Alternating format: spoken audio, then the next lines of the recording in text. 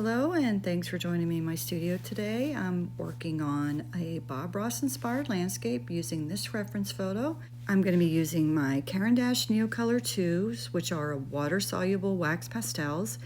I'm going to be using some gouache paint, and I'm also going to use some colored pencils just to add some finer details. If you're new to my channel, thanks so much for being here. My name is Kathleen and I'm a teacher and an artist. And if you've been here a while, you'll know that I've been working on a landscape challenge this year. It started in January as a 30-day challenge, and as happens sometimes, life kind of took over and I didn't quite finish the landscapes in the 30 days like I had planned. But I wanted to continue and finish off my 30 landscapes before the year was over, so this is number 27. So I have high hopes that I will be able to finish my challenge. If you would like to see a video of all of my 30 landscapes once I finish, I would love it if you would leave me a comment below. The reference photo that I'm using today is from a daily calendar that I received for Christmas last year. And so I'm just using it really as inspiration. I'm not going to be trying to copy it exactly as I usually do. I'm starting by just creating just a outline of my mountains and my major areas like my grass and my path.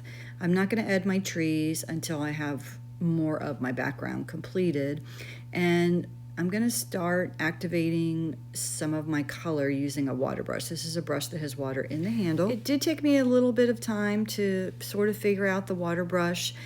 It does not give you quite as much water control as if you were just using a regular watercolor brush and some water, but I like how spontaneous I think it makes my paintings, and it's just more convenient, and I can just sit down and get started as long as my water brush is full. So I started with my sky, and now I'm moving on to my mountains. As you can see, the Neocolor 2 is very intense. I did not use a lot of color when I did my initial sketch, but once I activate it, the colors are very bright, and I can move that color around quite a bit by adding more water. So I'm going to go ahead and activate my first layer, and then I'll come back and add additional layers with more of the Neocolor 2, and eventually I'm going to add some gouache paint and colored pencils just to add some more detail to the trees and just fine-tune my painting a little bit.